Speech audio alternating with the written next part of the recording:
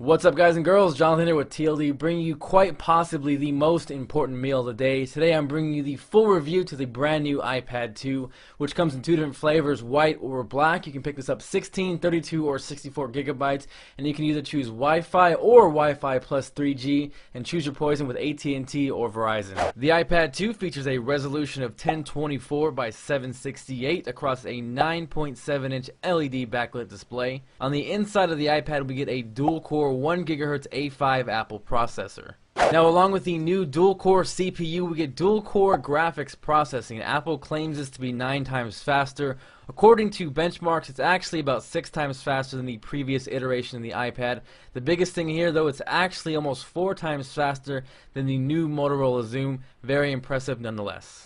The iPad 2 is insanely thin, coming in at 0.34 inches thick, weighs under 1.5 pounds, and is actually thinner than the iPhone 4. On the bottom of the iPad, you get your traditional Apple 30-pin dock connector, and to the left of that is the much improved speaker. You don't get so much of a volume increase, but it definitely is clearer. From left to right, we get the 3.5mm headphone jack, the built-in microphone, the rear-facing HD camera, which shoots at 720p, 30 frames per second. Just above that is the wake sleep button, and to the right of that is the mute button, alongside with the volume rockers up and down. On the front of the iPad, we get the front-facing VGA quality camera, which you're going to use for FaceTime video chat or photo booth, which will open up right now so you guys can get an example of how it works. The camera isn't great by any means. Don't expect it to replace your Canon or your Nikon, but photo booth is actually a lot of fun. You guys can see me looking like a goofball right here. Oh yeah. You can also look like the YouTube sensation Beaner Kiki 199.52.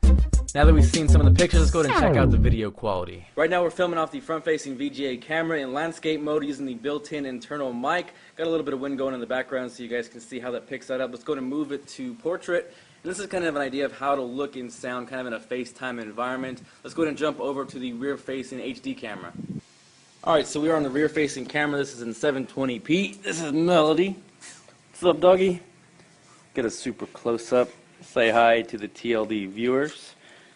You're going to be watched on YouTube. Bless you.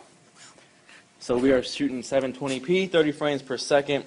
Like I mentioned, if you have a good lighting situation, it's going to look pretty decent.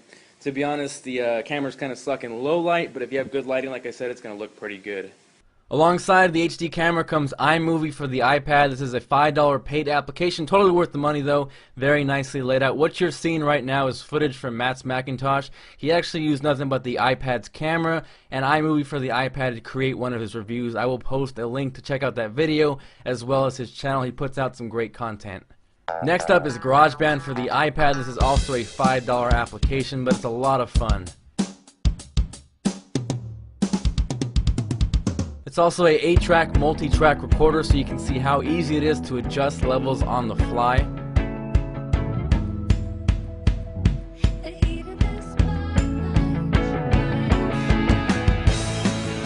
Here's an example of smart drums for GarageBand on the iPad. You can manipulate the drums, get random patterns. Pretty cool for songwriting. You can move the kicks, the snares, change it from simple, complex, loud, and quiet.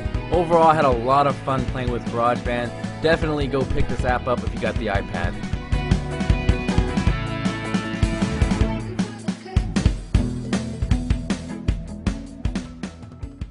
The iPad 2 ships with iOS 4.3. Here's a quick snippet of multitasking, how easy it is to adjust brightness on the fly.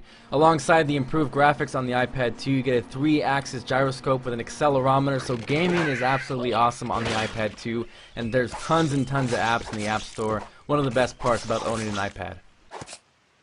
Here's a quick example of smart covers for the iPad. I think they're awesome. They snap on via magnets. You can wake and turn off your iPad just by closing the cover. Overall, I'd say the iPad 2 is definitely a worthy upgrade if you own the iPad 1. I wouldn't necessarily go run out and sell your iPad to go get this one unless you really look forward to the front-facing or the rear-facing cameras for FaceTime, or you do a lot of gaming because the graphics has definitely improved. The iPad is super light. It feels really good in your hands. You can pick this up in white or black. I would personally recommend it. Really enjoying the iPad 2 so far. Thanks for watching this review. Feel free to subscribe if you haven't already. Make sure to check out a few different videos covering the iPad, the unboxing if you missed that, and I'll catch you guys later.